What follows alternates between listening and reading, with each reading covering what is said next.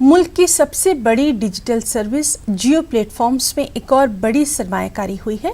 इस बार Reliance industries limited के जियो platform में अमेरिकी इक्विटी कंपनी केकेआर ने 11,367 रुपये सरमायाकारी करने का ऐलान किया है। केकेआर ने जियो प्लेटफॉर्म्स की 2.32% हिस्सेदारी खरीदी है। Facebook, silver lake, Vista partners और जनरल अटलांटिक के बाद एक महीने में जियो प्लेटफॉर्म में ये 5वीं बड़ी सरमायाकारी है। जियो ने एक महीने में 62,68,562 करोड़ रुपए जुटाए हैं। डिजिटल सोसाइटी बनने की सिमत इसे बड़ा कदम तस्वुर किया जा रहा है।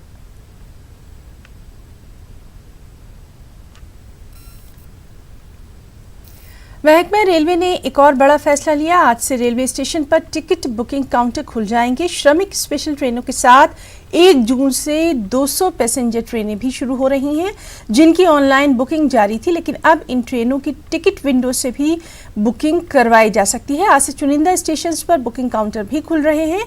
इस दौरान सोशल डिस्टेंसिंग का पूरा ख्याल रखना होगा। पहले दिन 1/3 काउंटर खुलेंगे, अगले 2 दिनों में बाकी काउंटरों को भी खोल दिया जाएगा। आज से एजेंट के जरिए भी टिकट बुक करवाए जा सकते हैं।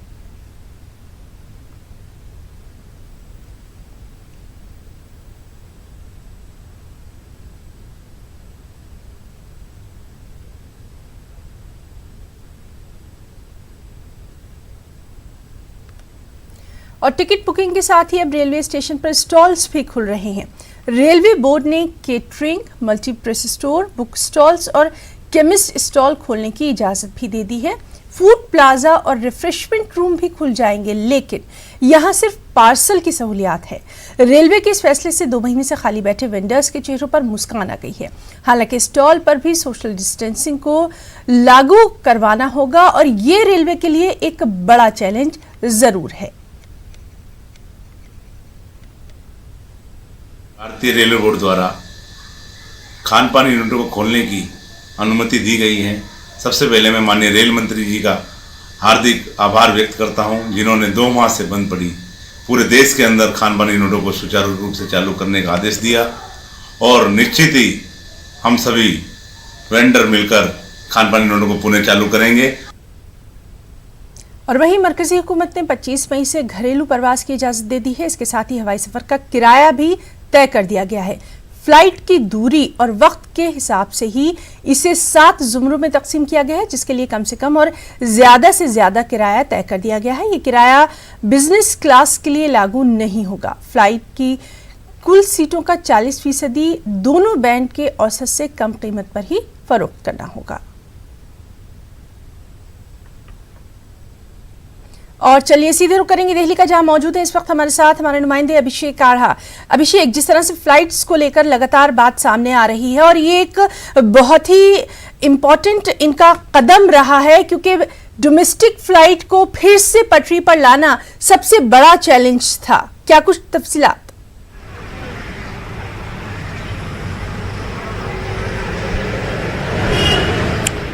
हिना, आपकी आवाज आप रिपीट करेंगे वापस? आपकी आवाज मुझ तक नहीं पहुंची। अभिषेक, आपसे जानना चाह रहे हैं, जिस तरह से फ्लाइट्स के ताल्लुक से अभी जो किराया है उसको भी तय कर दिया गया है और फ्लाइट्स को वापस लाने की जो कोशिश है वो की जा रही है, क्या कुछ आपके पास डिटेल्स?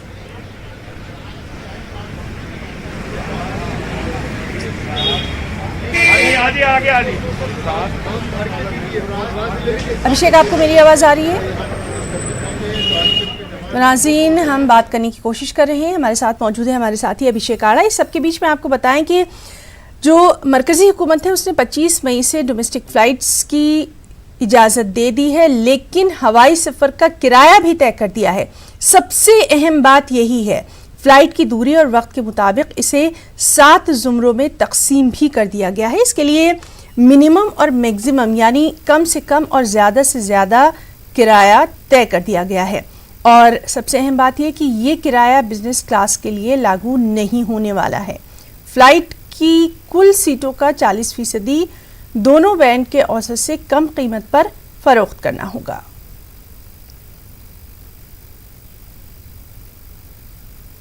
तो बेहद अहम खबर। और इसीलिए हम आपको लगातार इस खबर के ताल्लुक से अपडेट दे रहे हैं कि जो 25 मई से घरेलू प्रवास की इजाज़त दी गई है, क्या कुछ उसमें ख़ास होगा।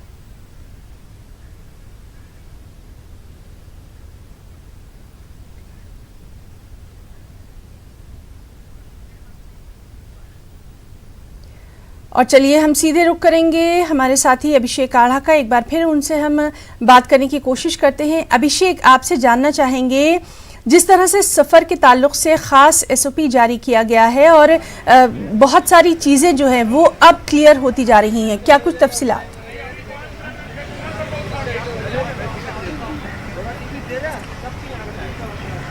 देखिए ना, ट्रेन जो है वो 25 मार्च से बंद थी और अब रेलवे ने फैसला किया। हालांकि रेलवे ने पहले कहा था कि 30 जून तक ट्रेनें नहीं चलेंगी, लेकिन उसके बाद अचानक ये फैसला बदला गया और अब ये कहा गया कि 1 जून से ये ट्रेनें चलना शुरू होगी और उसके लिए आज से रिजर्वेशन, जो ऑफलाइन रिजर्वेशन है वो शुरू किया गया है। ऑफलाइन रिजर्वेशन के साथ ही कैंसिलेशन भी।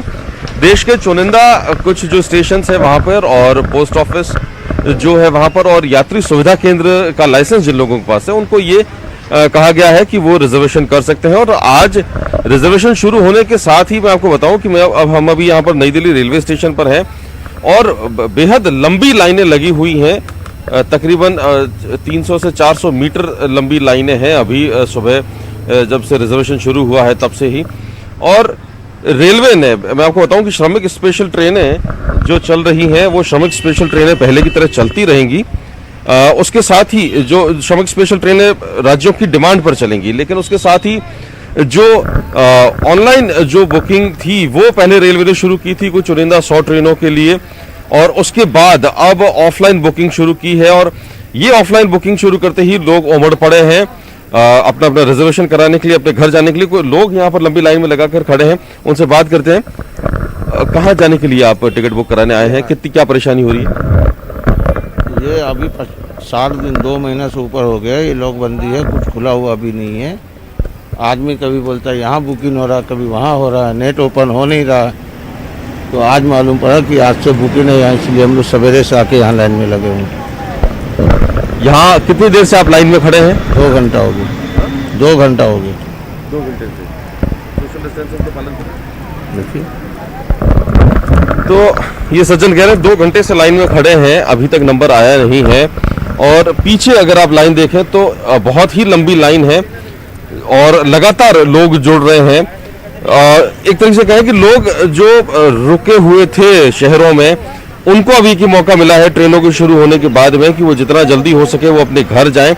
और ऑफलाइन टिकट बुकिंग शुरू होते ही लोग अब अपने घरों की तरफ जाने के लिए, टिकट बुक कराने के लिए उमड़ गए हैं। पहले जब ऑनलाइन टिकट बुक कराने की बात हुई थी, जब रेलवे ने स्पेशल जो ट्रेनें 100 ट्रेनें शुरू करने की बात की थी, उस वक्त रेलवे की बड़ी भद पिट गई थी क्योंकि उस वक्त सिर्फ 50 ट्रेनों का ही डेटा फीड हो पाया था और वो 50 ट्रेनों वो उसके बाद में सर्वर में डेटा ही लोड नहीं था। रेलवे की जबान में कहें तो अगर इसको फायरिंग कहते हैं, जी जी। वो फायरिंग होने के बाद में 100 ट्रेनों का डाटा फीड किया गया जी। और उसके बाद ऑनलाइन बुकिंग शुरू की गई। लेकिन ऑनलाइन बुकिंग कराना भी बहुत आसान नहीं था, बहुत सहज नहीं था, क्योंकि जिन लोगों के पास इंटरनेट की सुविधा नहीं है, जो इंटरनेट फ्रेंडली नहीं है, वो ऑनलाइन टिकट बुक नहीं करा पा रहे थे। ऑनलाइन में सर्वर क्रैश होने की भी बार बार चीजें सामने आ रही थी, लेकिन उन सब पर भी जल्द ही काबू पा लिया जाएगा और जिंदगी फिर से पटरी पर दौड़ने लगेगी। बहुत बहुत शुक्रिया अभिषेक आढ़ा तमाम तर